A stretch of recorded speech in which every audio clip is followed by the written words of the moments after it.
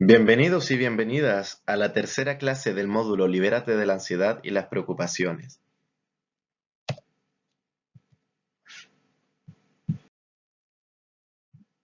Los objetivos generales son dimensionar los diferentes tipos de consecuencias y o efectos de la ansiedad bajo las dimensiones físicas, psicológicas y conductuales.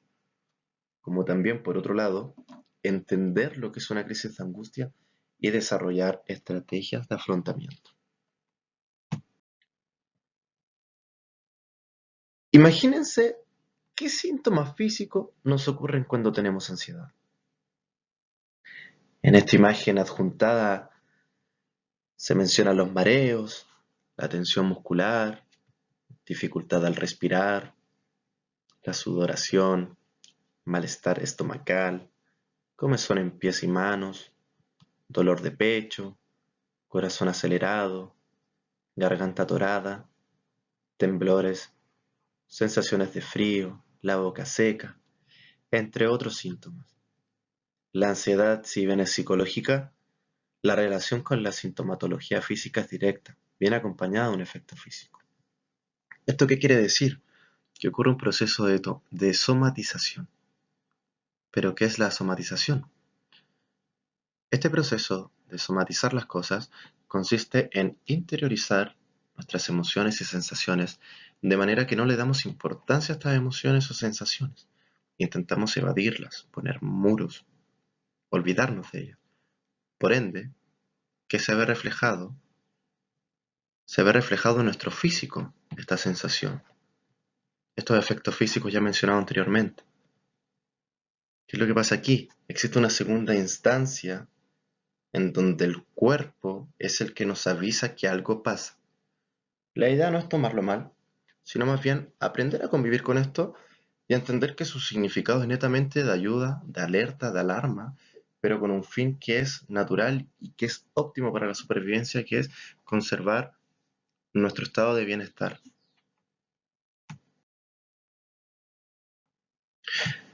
Por otro lado, tenemos consecuencias de carácter psicológicas cognitivas.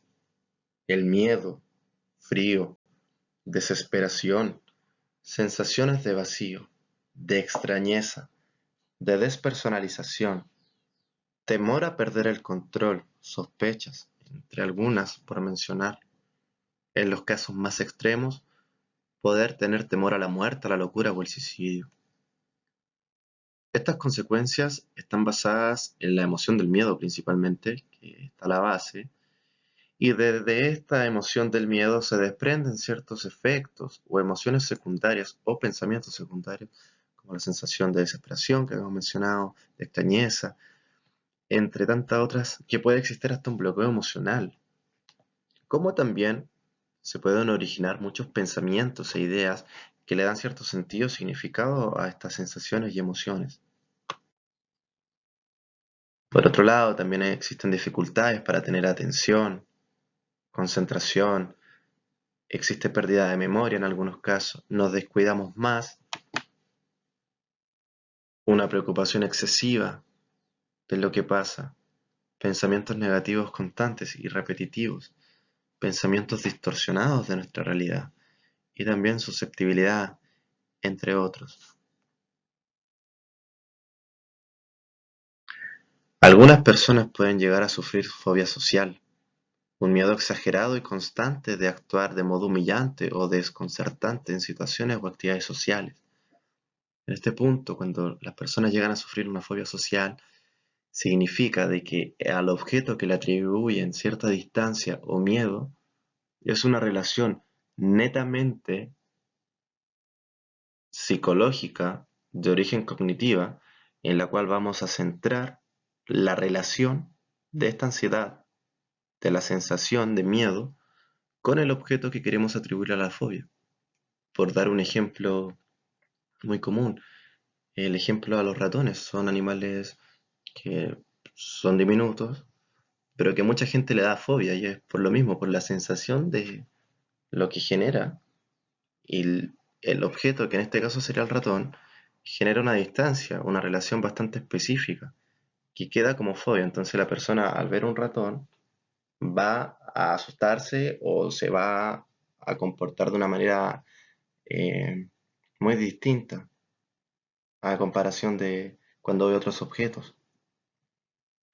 Podemos también estar mucho más impulsivos. Se puede notar la rigidez de una forma más conductual. Nuestra voz puede cambiar, el tono de voz, el movimiento mandibular. Nos podemos ver más irritados con el mundo y las personas. También pueden ser más oposicionistas y demostrar verborreas. Si bien todo va como si fuera un círculo negativo esto de cómo consideramos un objeto o cómo consideramos una sensación amenazante o peligrosa y cómo esto se puede ver reflejado en nuestros síntomas físicos, conductuales y también de conducta. ¿Crisis de ansiedad o crisis de pánico? Una muy buena pregunta nace aquí en este curso y quisiera diferenciarlos desde un principio. Las crisis de ansiedades son estados de extrema ansiedad de breve duración y rápida instauración que se acompañan de síntomas físicos, como sensación de falta de aire, palpitaciones, presión en el pecho, mareo y miedo a perder el control o a morir. Tener una crisis de ansiedad puede significar cosas muy diferentes según cada persona. A diferencia de un ataque de pánico, que es un término clínico, mientras que una crisis de ansiedad no lo es.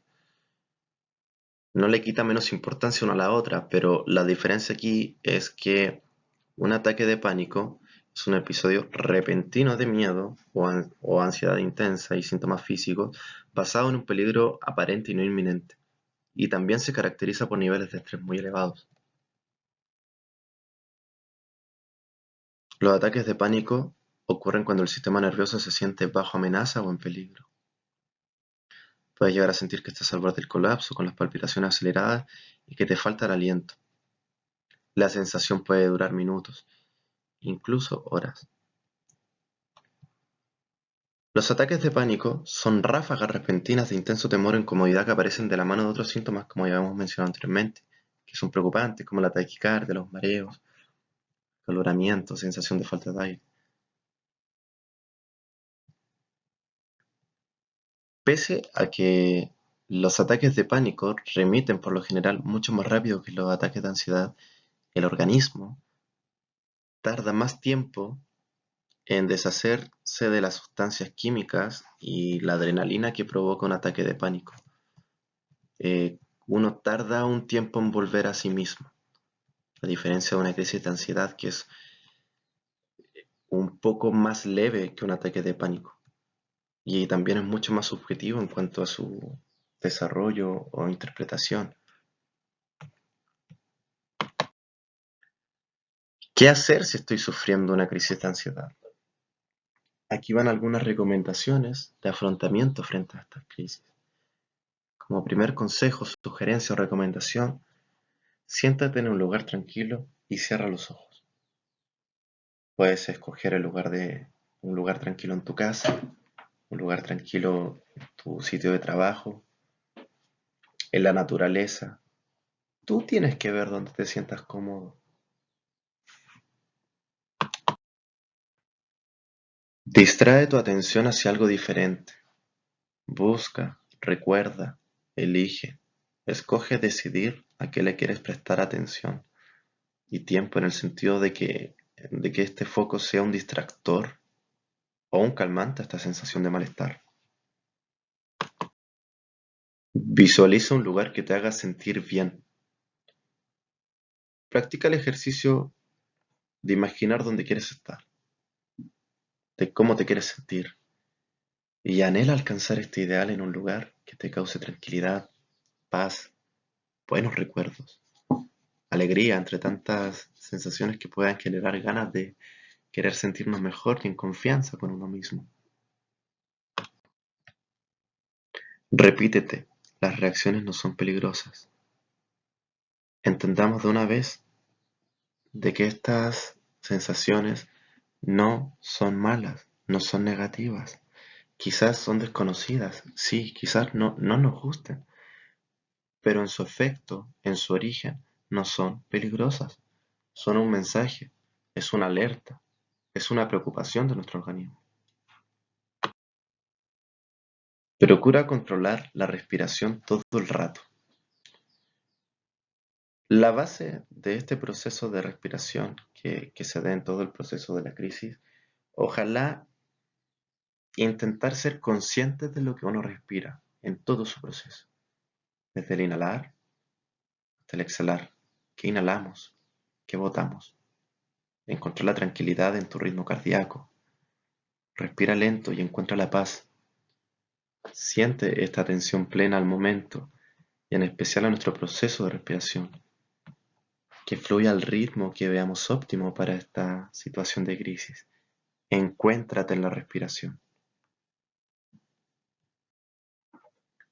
Relajación muscular. Encuentra en tu cuerpo donde puedas acariciar, masajear, o mejor dicho, canalizar esta energía que te genera tensión. Te recomiendo que elongues tus articulaciones, que elongues las muñecas, los brazos, los hombros, y ojalá acompañado de una buena respiración. Te sugiero también de que muevas tu cuello despacio, con movimientos circulares de un lado hacia otro. Elonga, lentamente, poco a poco, el cuerpo se va a ir soltando y relajando. Usa aceites esenciales. Consume infusiones, aceites, saborizantes, té, hierbas o quizás también inciensos que puedan cooperar para esta situación. Si es posible, túmbale o siéntale en un lugar tranquilo. Intenta buscar un lugar cómodo que pueda atender a tu cuerpo que necesita esta sensación de relajo, de descanso. Respira lento y anda soltando el cuerpo. Este mismo, el cuerpo, adoptará una postura de flexibilidad que nos va a permitir un mejor flujo de nuestra energía y de la respiración para combatir estos niveles altos de ansiedad. Para reflexionar, identifica los elementos que te generan o que logran paz o tranquilidad en situaciones de angustia o principios de alguna crisis. Puede ser, como hemos comentado en los cursos anteriores, por experiencias personales, por experiencias ajenas, dentro de los mismos contenidos que hemos pasado a lo largo del módulo. Así que bueno, la respuesta está en sus manos y en sus manos está también decidir cuál escoger y cuál priorizar para estas situaciones de crisis. Es así como finalizamos la cuarta clase del módulo número 2, Libérate de la ansiedad y las preocupaciones. Estoy enormemente agradecido por su atención y cordialmente están invitados e invitadas a seguir participando y educándose con esta capacitación realizada por Junji, así que los espero en la clase número 4. Repito mis agradecimientos, nos vemos